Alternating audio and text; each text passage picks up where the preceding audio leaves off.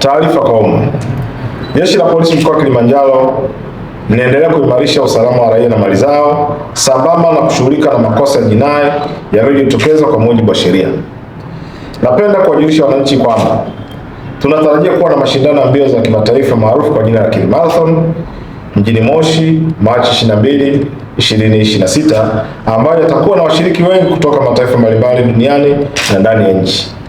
Sambamba na hilo, tunatarajia kuwa waumini wa dini ya Kiislamu watasherehekea sikukuu ya Eid al-Fitr tarehe 20 na 21 Machi 2026 kutegemea na kuandama kwa mwezi. Jeshi la Polisi mkoa wa Kilimanjaro limejipanga vyema kuhakikisha ulinzi na usalama wa raia na mali zao kabla, wakati na baada ya mashindano hayo pamoja na sikukuu ya Eid al-Fitr unaimarishwa.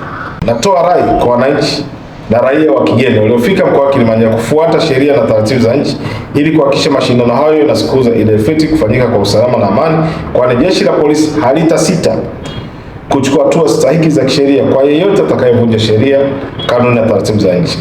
Aidha, wazazi wawe makini na watoto wakati wote wa mashindano ya sherehe za Eid al-Fitr na kuacha ulinzi kwenye nyumba zao. Watumiaji wa vyombo vya moto kuhakikisha wanafuata sheria za usalama barabarani na kuheshimu watumiaji wengine wa barabara.